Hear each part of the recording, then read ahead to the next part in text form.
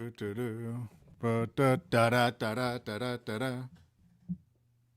can't I hear anything? Hold on. Hello. There it is. Okay. What's happening? What's cracking, dude?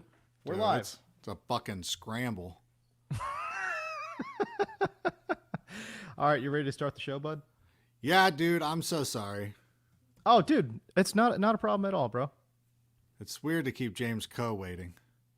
That's actually true. that's actually. I'm gonna retweet That's this actually thing. accurate. Boom! Yeah. I'll give this the rank bomb. My friend likes to call anytime I reach because my friend runs the account of did Otani do something awesome today? And he's okay. like, I love the rank bump because whenever you come in, like I get like a bunch of likes. Anyways, That's I'm true. sorry. You do put people over, so that's nice. I try. All right, one last sip, and then let's get this thing going. Yeah, dude. Am I still banned from wearing hats? You notice We can discuss at a later date. You notice I did not retain my chapeau. All right, we're muting you for a sec. Hold up. All right.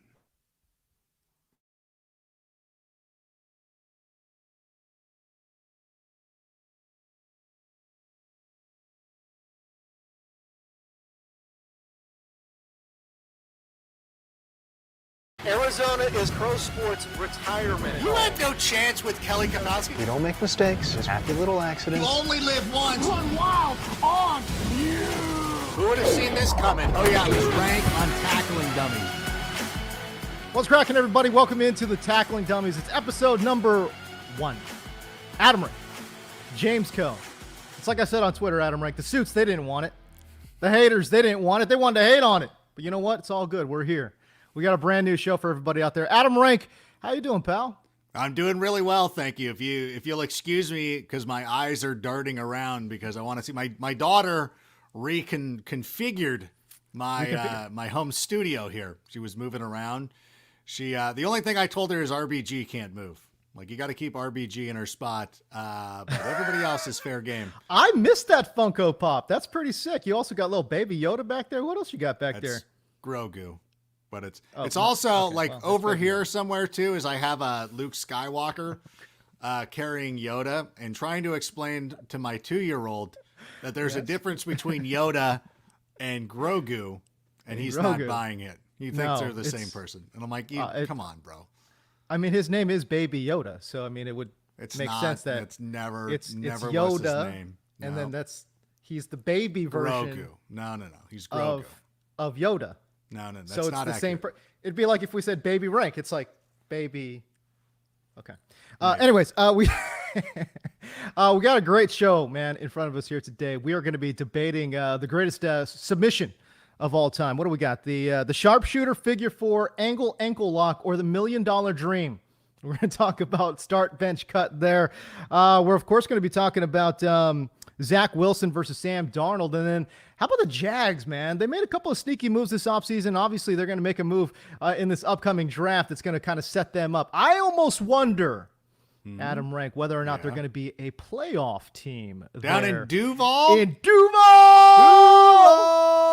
Oh my gosh. We're going to debate whether or not that is dumb or smart. But again, it's episode 1 of Tackling Dummies, man. And for those of you who don't know, Adam Rank and I have been longtime friends. We obviously got together and made our hay over at NFL Network. And now we just decided to kind of come back and do this thing on YouTube, man. I'm pretty pumped. It's a vanity project for the two of us. We're not getting paid for this, anybody. No. So No, I we're know not. I know the NFL lawyers looking in right now. They're like, what's Very going on? closely. I'm like, I'm not getting paid. Don't worry. I'm sitting here talking to my friend and people are joining in a conversation. This is the way we operate in modern society. Is now Right. we do Zooms and YouTubes, and this is the way that we can reach people. Also, for anybody who ever asks, like, can you be on my podcast? Just take the clips from here and put them on Yes. your own pod. No, I'm just teasing. I got a couple of appearances I'm doing today. I try to do every Wednesday. I try to do at least do like 3 because I like to reach out. Like I always feel bad because I know you feel the same way. Anytime that somebody who has a pod or anything like that is like, we'd love to have you on the show. And during the season, it's not always possible. And I know that we're not relevant from these months. Like now nobody cares what I think about anything. But I do try to reach out and hang out and have some fun. This is usually when I do wrestling podcasts the most, but yeah, so this is fun. This is a fun little thing. Talk some football and get to back. And it's cool. Like we appreciate the response too. I should put that out there as well. Yeah, man. I mean, it's gonna be fun because I mean, we're gonna be talking about just regular old football. I mean, there would be some fantasy football mixed in just because. I mean, that's what we do. You know what I mean? But I mean, for the most part, I think we're just going to be talking about regular football, probably talk about some pop culture references and maybe some references that are not necessarily pop, but things that we enjoy. But all right, man, let's get right into it, shall we? Let's talk about Zach Wilson versus Sam Darnold here. And for those folks, maybe if you haven't seen the video, I just want to play this video for you. And then we'll take a look and then we'll discuss. So this is Zach Wilson making a throw on his pro day. And then how about Sam Darnold essentially making the exact same throw, except he's under pressure. So, I mean, Adam Rank, it's funny because, the football verse went kind of crazy over this throw, and rightfully so, right? I mean, beautiful throw by Zach Wilson, no doubt about it. You know what I'm saying? But what do you make of the throw and kind of what do you make, I guess, of all the hype surrounding Zach Wilson right now? By the way, if Mahomes makes the throw that Sam Darnold made, we would never have seen the end of it. It would have been part of our national lexicon and everything. Here's my thing, and I don't know if I'm going to jump in too early on this discussion, but Zach Wilson is very impressive, and he does a lot of things correct, and I think he's an exciting prospect. Certainly would be my second quarterback off the board. So I'm really impressed by Zach Wilson, but I'm a big Sam Darnold guy as well. I feel like you can't have both things be true here.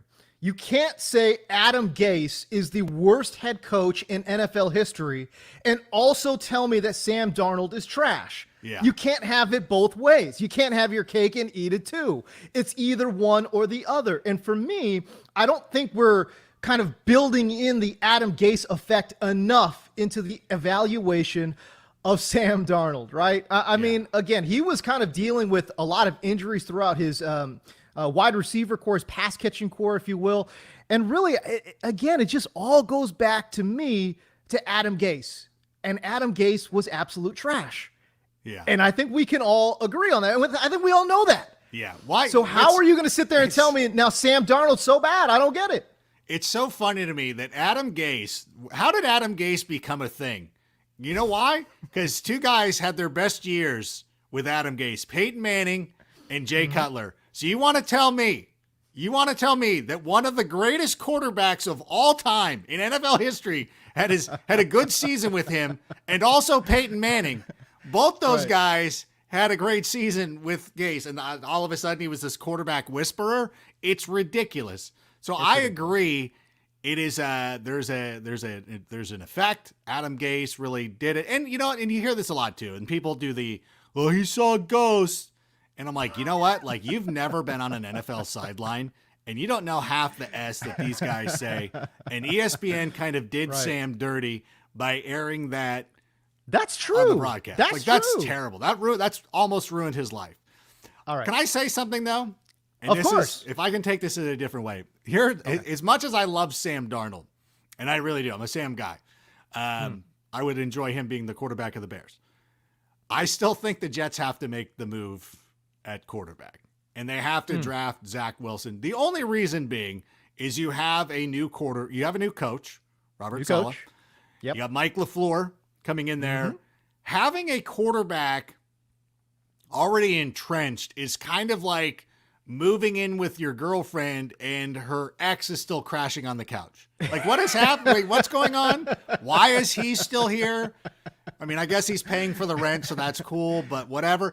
I just don't think that it's fair that anytime you have a new regime coming in, that you go out there and there is still a question. I like Sam Darnold, but there is still a question of whether he's an NFL quarterback or not. So if he goes out there and doesn't play well, and you're like, oh, wow, this wasn't the guy, he's not going to work for our system, Well, then you're kicking it down to year 2. Then you have to draft a quarterback again. You might not be this high.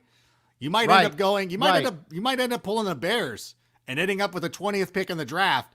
So if you have that number 2 overall selection, I say you make the move. You send Sam Darnold. I would love to. I've got an idea of where he. And I'm not saying Chicago, but I would go to a situation where you have an older quarterback. Okay. I don't know if.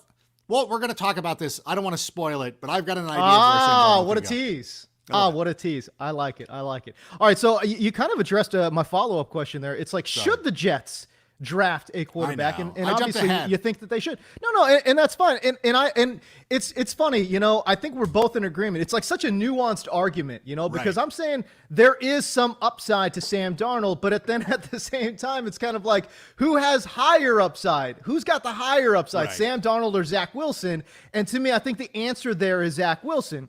It's just funny when you play that video back and you kind of sort of see, all right, well, this guy's making this incredible throw against air.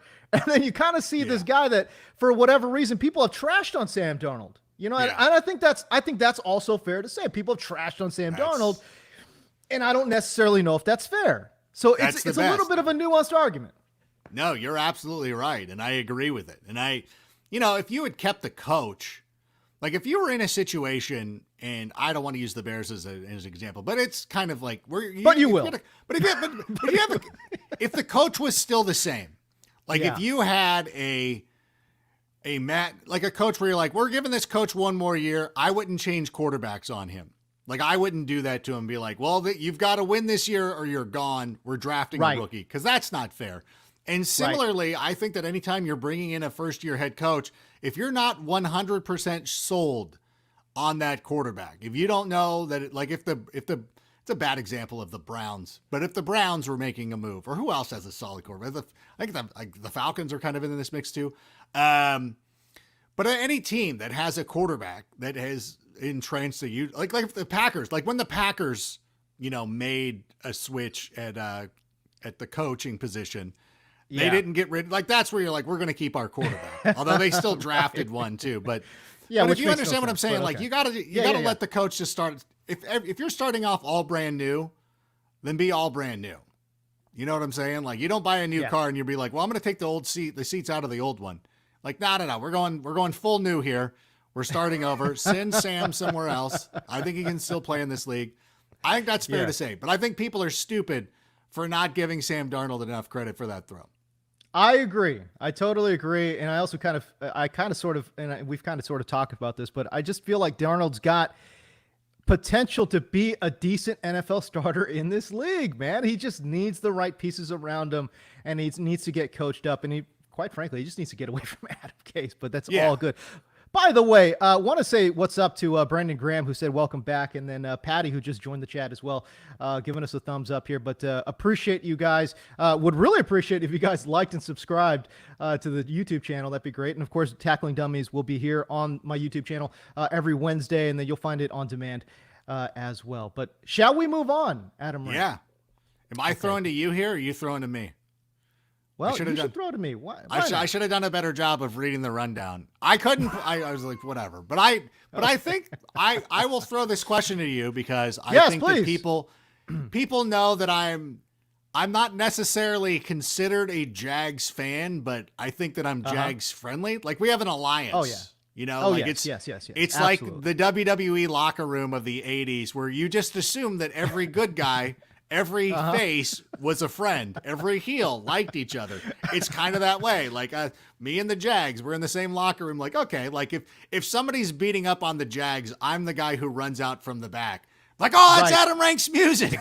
He's breaking it up. Like breaking up this fight, like fighting off Titan fans or whatever, doing what I got to do. But let me ask you this. Is it dumb or smart to think that the Jacksonville Jaguars can make a run at the playoffs this season?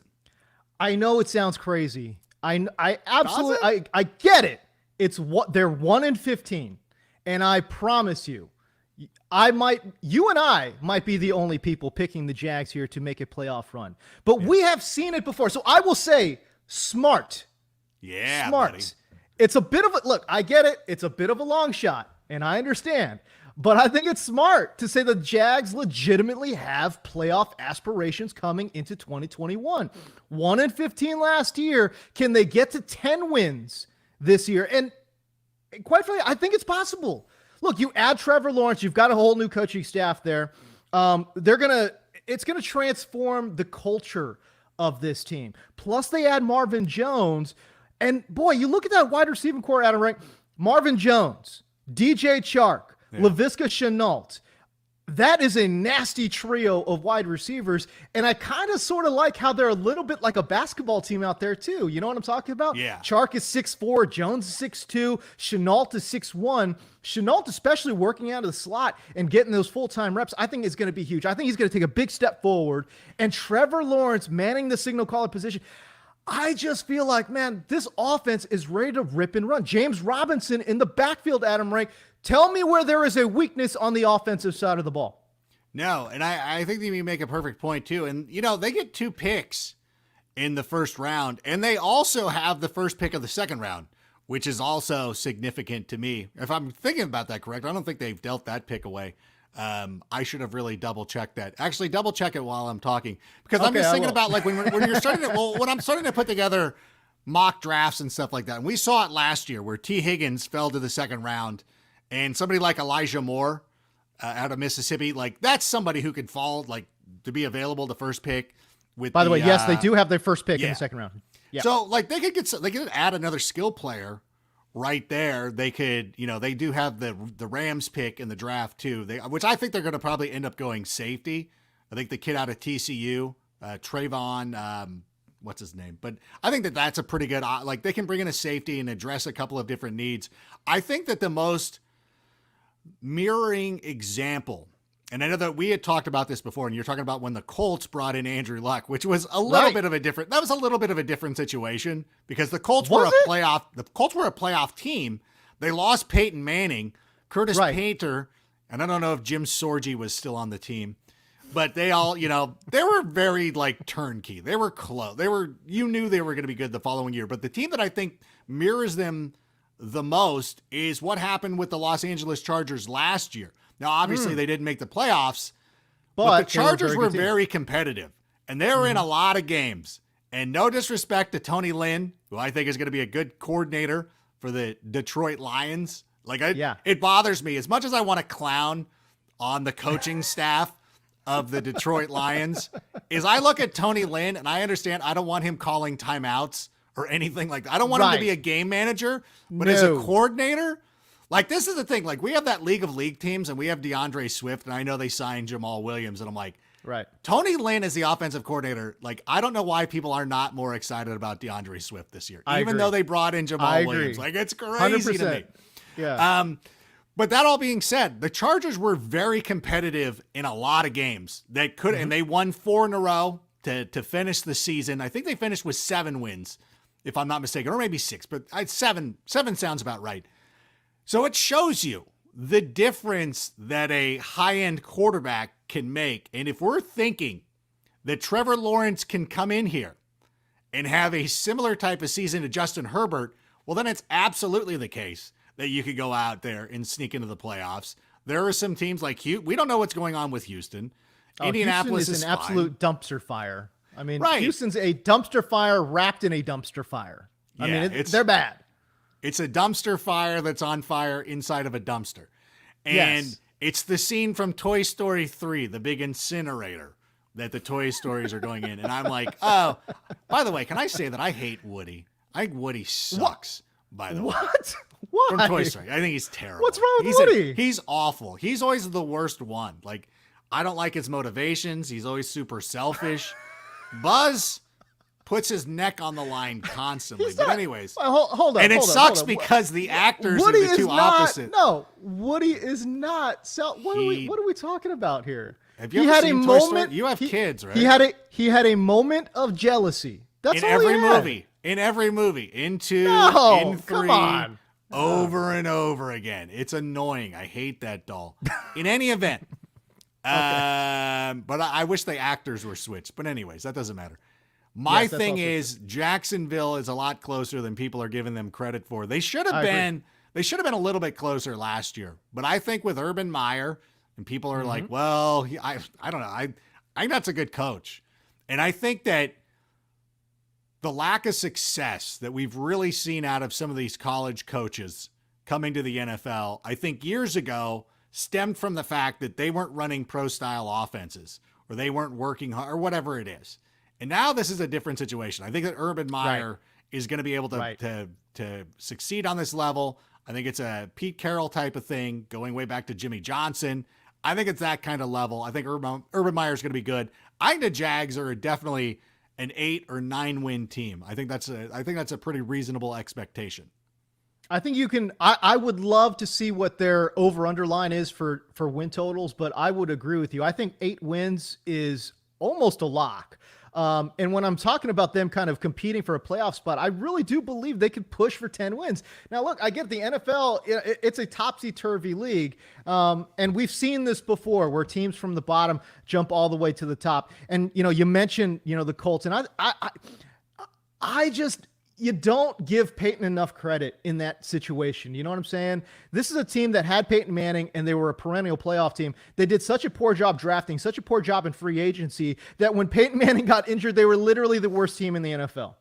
Literally the worst team in the NFL. 1-15 the year Peyton Manning got injured. And what happened the next year? They draft Andrew Luck and they win 11 games and then they make the playoffs. So I know it's rare, but it's not unheard of to kind of see teams that do this poorly one season and then kind of over-excel and then really do well the next season. And again, I love the addition of Marvin Jones to this offense, and I know their defense needs a lot of work, but I think they will address those things in the draft. And you bring up Urban Meyer, Adam Rank. I think that's a great call.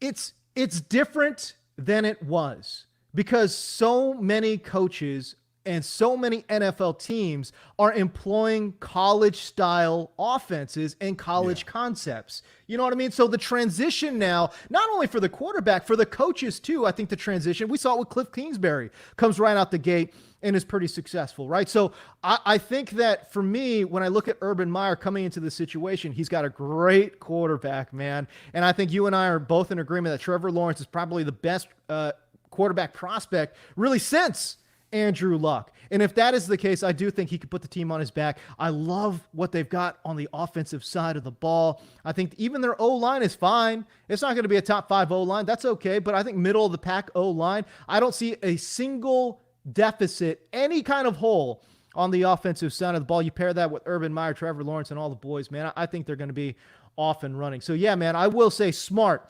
Jags are a potential playoff team next year. All right. But that's a team that's obviously going to be adding a quarterback in Trevor Lawrence. We saw Green Bay, very surprisingly, Adam Rank, add a first-round quarterback last year. Jordan Love out of nowhere. Wait, hold on. Traded up for him, by the way. Yeah. Hey, were you watching them lose back-to-back NFC championship games, saying to yourself, you know what, if they had a better backup quarterback, they could have won this game? They were just a quarterback away. And then they go draft a running back. And then re-sign Aaron Jones. What y'all doing, Packers? What are y'all doing? It's one of my favorite people. I love Aaron Nagler, and it's fun to go back and forth with him and Tom Grossi and all these guys. And it's so funny to be like, I understand what they're saying. They're like, we're going to be competitive forever. And I'm like, yeah, that's cool. But it sucks when you don't win it all, when you have all these opportunities. And to me, being an Angels fan, I know this feeling because in 2002, the Angels won the World Series and then we're in the playoffs seemingly every year for the rest of the decade. It sucked being so close and not winning and being like, we could have really, and at least the Angels were taking swings. Like the Angels bankrupt themselves, like trading for Mark Teixeira and Zach Greinke and things like that. The Packers never do that. Every team that's successful in the NFL, and we talked about this in the pilot, like to me, I think the Rams are ahead of them because they're trying everything they can to win. They got way better in the offseason. The Buccaneers, by maintaining the status quo, are fine. They're going to probably end up bringing in some other guys. The Packers just kind of spin their wheels. But this isn't about trashing the Packers, although as much fun as it is. I mean, it really is. It really is. It's so fun because, like, You are so good, and it's annoying. And listen, I don't know what it's like to root for a team that has a Hall of Fame quarterback for 30 years. 30 but years. I would be pissed if we weren't Right. doing it, like bankrupt the year or two. Like the last couple of years of the Mike McCarthy era, you were bad. And Aaron Rodgers covered your ass for a lot of it because it was probably worse. It was worse than it could have been. And it's like, and you're not even trying. Like it wasn't a situation where you're like, you know what? Like when the Lakers had that tough stretch until LeBron came aboard, you're like, the Lakers did that to themselves because they did everything in their power to help Kobe get more championships. And Kobe ended up with 5. And I remember talking to my friends, like, it's worth it. Like when the Lakers were bad, you're like, yeah, whatever, because we just win championships all the time. Like it's totally cool, like totally worth it. I'd rather do that than be the Clippers or any other franchise in the NBA. Maybe not. I think San Antonio's living through it right now too. Toronto didn't Toronto did it once and we're like, we're done. We're getting rid of it. We're not going to try. Like, why aren't you trying to win 2? That is the thing. It's like, go for it. Hey, first of all, come on. They did try. They tried to sign Kawhi. They just couldn't do it. Kawhi wanted to come back. Is that to LA correct? play I'm for the sorry. Clippers. Yeah. I'm not as nuanced in the NBA as, of course. Okay. But what are we talking about though? What was the question? I was like, I think we're really sidetracked here. But the question is, what team could be this year's Green Bay, meaning they surprisingly take a swing on a first round quarterback? Maybe they got to move up, or maybe they're in the back half of the draft and they're still thinking quarterback. What is a team, Adam Rank, in your mind that could be potentially drafting a quarterback? So if I'm hearing you correctly, we know that the Jags are going for a quarterback. The Jets could be in the mix for a quarterback. The 49ers traded up. Carolina gets mentioned. New England, the Bears, obviously. Like there's teams that you kind of like, they could use a quarterback. Okay, we already know. A team, okay, the first one that kind of comes to mind for me is the Atlanta Falcons, who are sitting there at number 4. They have a brand new head coach with Arthur Smith, who could easily want to continue with Matt Ryan. He's going to turn 36 here in a couple of weeks or a month or two. I think in May, I think his birthday is. But he's going to be 36 this season. And for NFL quarterbacks, that's not super old. Like it's conceivable that he's going to play 3-4 more seasons. And NFL teams should be looking at 3-year windows. So it makes sense. Like if Arthur Smith is comfortable enough, everybody should be familiar with Matt Ryan. You know what you got. If you want to ride with him, I'm cool with it. Like, I think that's a great idea. If you want to start over, I think that's also great. Like if you come in, you're a new head coach and you're like, look, we don't know how long Matt Ryan's going to be available to us. We don't know if he's going to have a precipitous drop off or anything like that. If he's going to go full noodle arm Ben Roethlisberger, but Roethlisberger seems to get banged up a little bit more than these guys, but Eli had some issues. So you never know. So if you want to make a move, you're at number 4. Again, this goes back to the question or the statement that I made about the Jets. You don't know how high you're going to be picking. You don't know the next time you're going to be this high in the draft. You don't know. You don't know, like, you could end up going 8-9 next season and then end up with the 20th pick in the draft. And you're like, great, how are we going to get a quarterback now? So this might be your shot for it. The only problem is that you're likely picking the 4th guy. You would have to be really sold on him. So for me, for the Falcons, the best moves they could make is either number 1, trading out of that spot, I don't know if you want to deal with Carolina, but trying to get the Patriots or somebody like that, the Bears or whomever, try to get them to move up to number 4 to get one of those quarterbacks. The price is, you're not going to get as much as the Dolphins. Was it the Dolphins who trade? Like, it was so confusing how many of these trades went through. You're probably not going to get. The Dolphins got 3 first-round picks from the Niners to move from 12 to 3. They moved 9 spots. They got 2 additional first-round picks. My goodness. Yeah, and it's crazy. So I think for the Falcons, you're not going to get that price because now the team that's moving to 4 is they're not getting their first, second, or third choice. Right. So if the Falcons want, I think the Falcons could be in the mix for it. The only thing is if I'm them, I actually take Kyle Pitts. And I think I was thinking the exact same thing. They should take Kyle Pitts. You had Twilight Tony Gonzalez. You would get prime Tony Gonzalez. He would be your Travis Kelce type player. Right. I think that's a great move. And you know what? And if he falls, to pair with Julio Jones and Calvin Ridley, are you kidding me? Come on, bro. And if the Falcons don't take him, then if I'm the Bengals, I stiff arm a man to get up there to the podium and draft Kyle Pitts for Joe Burrow. Like I think the Bengals should go offensive line, but if Kyle Pitts is there's no way he can get past you. Yeah, well, I mean, what I found about O-line play, especially in the NFL recently, is that you mask a lot of bad O-line play with good skill players. You know what I mean? Like if you're able to get the ball out quick, if defenses are having to worry about, different multifacets of your offense, all of a sudden that offensive line looks a hell of a lot better. You know what I mean? Yeah. I kind of go back to Arizona's O-line. I thought Arizona had, and they still do, I think they have one of the 5 worst O-lines in the NFL. Yeah. But you know what? When you've got Kyler Murray and Nuke Hopkins running around doing things, like all of a sudden that O-line doesn't look quite as bad. You know? I still have the Cardinals drafting a lineman too. There's a guard out of USC I think they need to go with. But anyways, that wasn't the question. Right. For me, if we're talking about surprise teams, how surprising would it be? And if they made this pick, it would be a surprise, but you'd be like, okay. Yeah. Who are you talking about? How about Seattle? What? How about the Seattle Seahawks? Let's think about the Seattle Seahawks. Because, if they went up and they moved, and let's say they moved up in the draft a little bit, and they took, I don't know, somebody that we're not totally expecting right now. You know what I'm saying? But, let's say let's say they take, let's say Mac Jones falls to them in the first or second round or whatever it is, right? Right. They make that pick, and all of a sudden you're thinking, you know what? That makes a little bit of sense. Because there's been all this noise, all this drama regarding Russell Wilson, And you know what? Pete Carroll has had, by the way, Pete Carroll has done this before, has he not? Now, we know Russell Wilson's this perennial MVP, but okay, there's a little bit of tension brewing. But remember back in 2011, Seattle missed the playoffs and went 7-9. Pete Carroll then took a swing on a third-round rookie in Russell Wilson. He made him the starter after doling out that crazy contract to that Packers backup. Matt Flynn. And then Flynn, and they immediately made the playoffs, and then they won the Super Bowl in Wilson's second year. What am I trying to bring up? The fact that, look, you can invest in your defense, and you can have a quarterback on a rookie scale contract, and all of a sudden, we're cooking with gas. And you know what? You know who knows about that history? It's Pete Carroll. So if we're talking about surprising teams that might make a move to draft a quarterback, I think Seattle certainly is in that mix.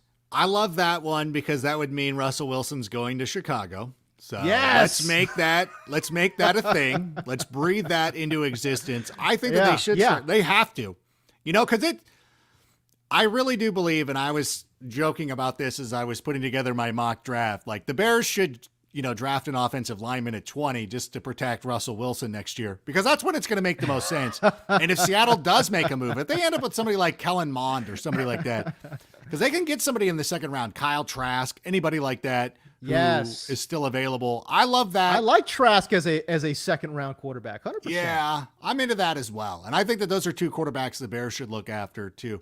If I can, I know that we're going to run out of time at some point, but I want to throw out one other team that I think that warrants mentioning. And the way that I was constructing the mock drafts, I think that if there's 5 quarterbacks who could go very high in this draft, maybe 6. I got to go back and look. I think Detroit should actually be looking at a quarterback at number 7. And I know that they got Jared Goff, but my response to that is, you got Jared Goff like that. How dare you?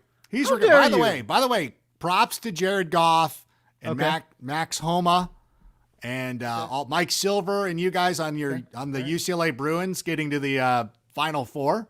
I was remiss in not mentioning that. Because you guys all root for if you went to a UC school, you all root for UCLA, right? Is that the way? Because your fight song's the same. You all wear blue and gold. I don't know how that works. But anyways, props to you guys on the Bruins. Hey, listen, Cal State. Calm down, Cal State. Okay, calm Whatever, down. bro. Cal State. Fullerton. What? Do you root for Cal State Northridge? What's going on here? That's ridiculous. That's the dumbest thing I've ever heard. We don't have the same colors. We don't have the same fight song. Okay. Right. I'm a Chapman guy. Keep going. I'm a Chapman guy anyway. You're a Chapman guy. Okay, good. The whole thing with the Lions is that Jared Goff has regressed over the last couple of years with Sean McVay. Okay. I do. And again, I was just talking about how much I like Anthony Lynn as an offensive coordinator, and I think he's going to be great for DeAndre Swift. And you know what? If you look back, Justin Herbert had a fantastic rookie season with him, so it's not a coaching issue. But that's kind of why I would favor getting a rookie quarterback. Is like, why are you putting, like, poor Tony Lynn? It didn't work out for him with the Chargers. He had Justin Herbert, and you're like, oh, that sucks. Like, put him with a good quarterback. Like, isn't that what you want to do? Like, put him with a good quarterback. And the way that I see the quarterback moves panning out is I think that Justin Fields would be somebody who could be available at number, what are the Lions picking, 7? I got Justin Fields is there at number 7. I think that's a good move. Wow, for really? them. You could go Trey Lance. I know that Daniel Jeremiah has Trey Lance ahead of Justin Fields. Whichever, at this point, like, the quarterbacks are sort of interchangeable. Like, right. Yeah, whatever. Like, I'm doling it out. Like, I think Zach Wilson should go too. I just kind of shoehorn Mac Jones with the 49ers only because Mac Jones he's got kind of a Matt Ryan vibe to me. And I know how well Kyle Shanahan did with Matt Ryan. And I go, maybe, but whatever, what, it doesn't matter. Like, the quarterbacks are, I guess you're right. Because Trevor Lawrence could go 1. I'm just hashing this out. And then Zach Wilson at 2, Trey Lance at 3, and then it's the Falcons, Bengals, Dolphins, and then the Lions at 7. So, yeah, I guess you're right. I guess Justin Fields really could fall to them at 7. Like, realistically, if nobody traded up or anything like that, right, if the Panthers didn't jump ahead, like the Bengals and Falcons should try to get the Panthers to jump ahead. And if I'm the Lions, even if you don't want to draft a quarterback, I would start working out these quarterbacks to get teams to jump in front of you. So if the Lions are going into this season thinking like, Jared Goff's our guy, we're going to go with it, we're not interested in a quarterback. See, the fact that they're not kind of leads me to believe like I think Jared Goff is going to be the Lions version of Mike Glennon, where you're like, hey, Jared Goff will be at a draft party. And then like, oh, by the way, we just drafted Justin Fields. Super sorry. By the way, I can't wait to root against whomever the 49ers draft at quarterback, just because I'm still upset about 2017. And I know I shouldn't be. It's not the 49ers' fault. Like, I shouldn't be mad at them for duping the Bears into moving up for Mitch Trubisky, but I am. I'm petty. And so but again, like, I just think I think the Lions should be in the mix. And the fact that they're not being talked about enough started to make me believe like, oh, are they in on a quarterback? Because it would make sense. Like, I don't look at Jared Goff as like, yeah, we're set. Like, we're good. It's like picking up a Del Taco burrito and being like, oh no, I'm still eating dinner. Bro, I just had a 99-cent bean and cheese burrito. Like, I'm fine. I need to eat something else. Hey, listen, bro. First of all, let me just defend the honor real quick here of Jared Goff. Because listen, I get it. He's working with a quarterback offensive mastermind, Sean McVay. You guys act like he was working with Adam Gase. Stop it. All I'm saying, though, here's who he's throwing to. A small school slot receiver. Oh, my God. And a journeyman wide receiver in Robert Woods. These are facts. God.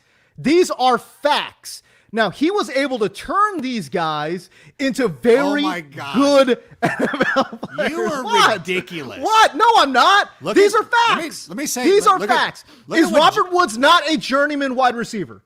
You know what? Let's take a look. Is Cooper Kupp not a small school slot man?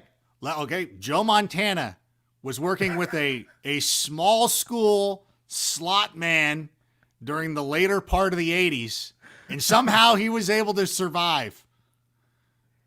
Listen, I love. What does it mean? He's a good football. Like, Cooper Kupp is a good football player. He's a good receiver. You are being ridiculous. But he doesn't have. Who is he throwing to? Would you agree? He does not have a he doesn't have a monster wide receiver. He doesn't have a monster. He doesn't have a monster. Who's he never had a monster. Who's Goff going to be throwing to now? Not That's Marvin why Jones. I'm saying no one. That's why I'm saying. Not Kenny Galladay. That's it. You're making my point for me, Adam Rank. This is exactly why I'm saying Jared Goff, he's going to be, unfortunately for him, people are going to say, oh, well, hey, listen, Jared Goff, he's not the answer. And then, but you're ignoring the scenario that he's in. He's got no one to throw to in Detroit. No one. I cannot believe that your thing was like he had no receivers in Los Angeles.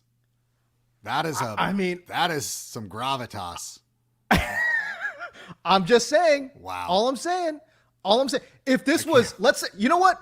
Hey, you know what? If this was Peyton Manning going from Indianapolis to LA, and he all of a sudden has Cooper Kupp and Robert Woods, are we going to say Robert Woods and Cooper Kupp made Peyton Manning? No.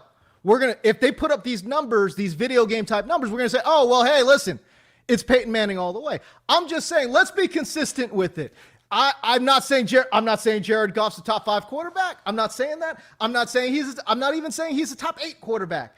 But can we give him some grace? Can we give him a little bit of patience, a little bit of leeway, some rope? What are you laughing about? I'm just saying. This is the most amazing thing. I even as a hot take, even trying to make up an Onion headline, this still seems a bit extreme. Okay. All right.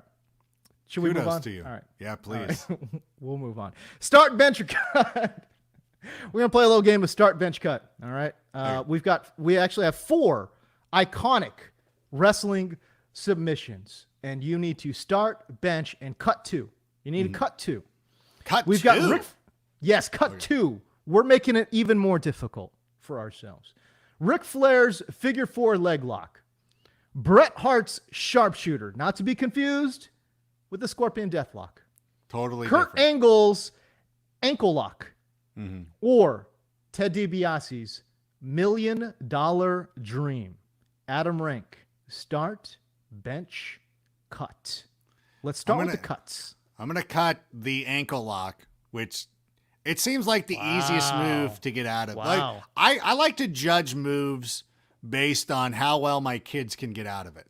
Okay. And the ankle lock, my boy just twists out of. Like, it's like you can't even, like, because when you're trying to put on like a diaper or something like that, a lot of times it feels like you're trying to put him in the ankle lock and you're like, this isn't working. I end up giving him the sharpshooter at some point because he works himself around where you're like, oh, he's in the sharpshooter now. So I don't like the ankle lock. That has always been one where you're like, he's an Olympic champion who knows like a lot of badass moves. Why is the ankle lock a thing? Like, it's too, I don't know. It's of me having to suspend belief. Like that seems it's too much. It's a step too far. It's not as egregious as the rock bottom. You're like that. You're just gently putting him on the ground. Like, come on. The stunner makes sense. Like that feels like it would work. Like anytime your kid catches you, like in the jaw, it hurts. Oh, it hurts. So I'm going to get rid of that. I'm also going to, I hate because I like the wrestler better, but I think the $1 Million Dream is one that I don't want to cut it. Like it's you got to make a tough call at some point. Yeah. So I'm cutting the $1 Million Dream. This is not a bad list, right? I mean, it's perfect. No, it's good. It's good. It's a good list because it hurts. It hurts to get rid of any of these. Yeah. And I'm going to. All right. So we're down to our last 2. I'll just start. This is like the Miss America pageant. You got to announce the winner because. Okay. We'll know. Got it. All right. The figure 4 is way too iconic. So you got to start that one. Like Boom. it's just such a great move. People don't understand which leg is the one that. No. It's this leg is the one that's actually got the pressure on it. I do remember when the Miz started using it. Like I thought it was such a cool thing. I thought it elevated the Miz a little bit to be like, oh, he's doing the figure 4, and it was like kind of a cool passing of the torch. And I love the figure 4 reversal. I love the way Charlotte has added a little bit extra to it by doing like the spider crawl with it or whatever, the bridge pose. Yeah, the bridge, right. Like that's cool. Like I think that's pretty cool. It's one of the most iconic things. I do love the sharpshooter, and I love that Natalya does it. It is kind of a cool like family tradition. I like that the lineage is carried down to those two performers. Two of my favorite wrestlers too. So, but I got to go figure 4. So let's go with you. What do you got? I think I'm in agreement with you. First of all, I want to say what's up to the chat because, these guys have really been coming with it, man. So that's been cool. Patty, Miles Peacock, Brandon Graham. Brandon Graham, I'll throw this to you, Rank. Brandon Graham asks, are y'all hyped for WrestleMania? This is actually a really good WrestleMania card. And as somebody who hasn't been watching as much WWE as I have in the past, when I look at that card, I'm like, holy Lord, there's a lot of great matches And I think that the one with Roman Reigns, Daniel Bryan, and Edge is going to be fantastic. And so they've done a great job with Roman Reigns. I think I missed this one, but Miles Peacock chimed in saying Jack Easterby equals Woody. Yeah. Woody's the worst, man. What a terrible character. Oh, man. And then Patty chimed in with the LA Rams called to say that a good coach QB can make a difference. I think that was in relation to our Jags conversation, talking about Trevor Lawrence potentially, teaming up with this great cast of characters and elevating these guys over the top, man. But I do want to say what's up to everybody in the chat, and I do appreciate you guys chiming in. If you guys want to like and subscribe too, that would be super, super dope. Would appreciate that. All right. So, man, start bench cut. I am in agreement with you in regards to the figure 4 leg lock. I think it's too iconic. And also, who hasn't at least tried to apply the figure 4 leg lock? You know what I'm saying? I mean, I tried it today. Yeah. And so, yeah, man, I think it's too iconic. Ric Flair, who, in my opinion, is a top 4 wrestler. He's on my Mount Rushmore of pro wrestlers of all time. But full disclosure, I don't watch almost any pro wrestling nowadays. I've got 2 kids, and I don't know. You got 2 kids too. I don't know how the hell you make the time to watch. Well, I've actually had to stop letting them watch wrestling. The boy gets too hype. And he does this move. He does this move where he stands on the edge of the couch and falls straight back onto the cushions, at least. And Rosie McGee, the wife, was all like, where the hell did he learn that move? And then we were watching AEW, and Darby Allin was doing the coffin drop, and she's like, son of a bee. Like, stop letting him watch AEW. It's a little too violent. Like, he can't watch anything. It's like Batman comes on, he starts throwing hands. It must hurt Rosie McGee a little bit too. She was a little bit of a wrestling fan. Yeah, she's a mark, so she likes it. Okay. But I still watch AEW. Like Wednesday, like we do this on Wednesday. Wednesday is a huge night for me because I have AEW. I've got the challenge. Like, there's a lot of stuff going on. This is I was up to 1 a.m. last night putting together my mock draft with a twist. A lot of things were going on, but I still find a way. I get AEW in, Impact. No, she didn't, Patio. She did not say B. She said the full word, Patio. That's a buddy of mine.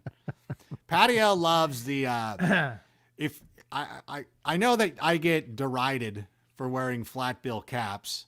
But my buddy Patio is the flat bill master. He's from Whittier, wherever he is now. He rocks a flat bill like nobody else, with the stickers on too. Oh, well, first of all, you're a psychopath if you take the sticker off. Yeah. Why are you taking the sticker off? I hate What are you that. Doing?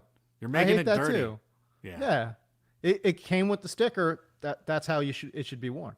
I totally agree with that. Okay, so we're starting the figure 4. Oh man, I'll also start from the bottom here. Who are we cutting out of this 4? And so again, if you're just joining us, it's the Sharpshooter, the figure 4, the ankle lock. Try saying that 10 times fast. Or Ted DiBiase, or Stone Cold Steve Austin's $1 Million Dream. I'm gonna cut the $1 Million Dream as much as it pains me to do that, and I know it pains you too. It's tough. I love Ted DiBiase. Oh man, yeah, the Sharpshooter, boy. I'm gonna. Oh my gosh, how do we do this? Do I cut the Sharpshooter? Here's the thing. I am such an Angle fan. Yeah. It's hard for me to say, well, I'm gonna cut the ankle lock. And I understand what you're saying, but when he slapped that on, I got hyped. Yeah. I got hyped. I know. I'm a bigger Kurt Angle fan than I am Bret Hart. So it was tough for me to do that, but the Sharpshooter was pretty dope. Yeah, it's pretty dope. Okay. You know what? I'm gonna throw you for a curve here. I'm gonna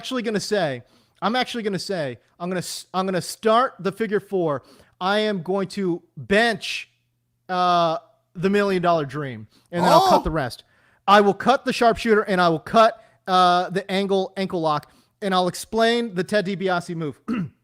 I just realized when I'm going back and I'm thinking about it, when people, casuals, when anyone is talking about iconic wrestling moves, Yeah.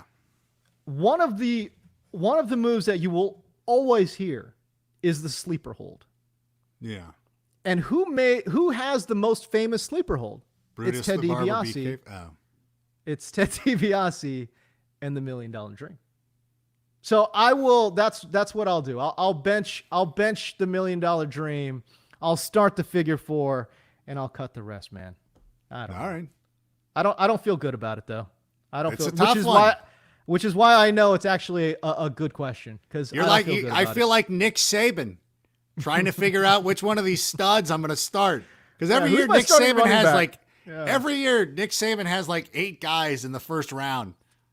Like, hey, how is this working? Like every year. Like Alvin Kamara, like think about the lunacy of Alvin Kamara not being good enough to stay at Alabama, had to transfer to Tennessee.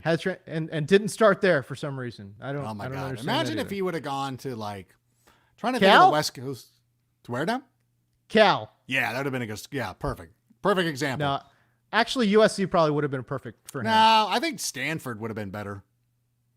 Yeah. Well, actually, I don't know if that matched up time wise with Christian McCaffrey. If he would have came in after, I'd have to think about that. Yeah. Some cares? Either Pac-12 way. school, not Some UCLA. Pac-12. Oregon, sure. Oregon. Actually, yeah. him with that swag sauce at Oregon, that might have been too much. That I actually like it. might have been nice. That would have been nice. All right, hey, listen, great first show, Adam Rank. Appreciate thank you. We're gonna do this again next week. We're gonna do this every week. Yeah. We're gonna do this every week. I just realized too, I canceled on our boy Hytham this week because I thought it was my kid's spring break. I'm like, oh wait, spring break's next week. But no, yeah, we'll do it. I'm in. Wednesday, this is my thing. I've already got it locked into the calendar. Yeah, me too. All right, I'm really looking forward to it. And if you stuck with us this long, man, I And appreciate Patty O, y'all. listen, Patty O is still sticking in with the wrestling talk because he loves it. Bop. The wrestling segment is the midweek hypothetical that I didn't know I needed. Yes! That's what we're talking about, man. And we're going to be talking about all kinds of weird, wacky things at the end of our shows because what the hell, why not? We're making it up as we go along. We don't got suits breathing down our necks talking about you guys got to get off the air. You got to stick to No. I got a 2:00 meeting, so let's not be too crazy yet.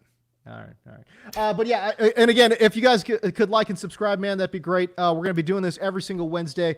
But listen, man, we're starting a movement, you know? Like if y'all want to hit us up with the hashtag Tackling Dummies, for sure, we're going to reply back to all that stuff. So again, appreciate y'all. We will see you next Wednesday for the Macho Man, Ranky Savage. Oh, yeah. I am Hollywood Hulk. Kogan, what you gonna do, brother? When the tackling dummies run wild on you. All right, we'll see you.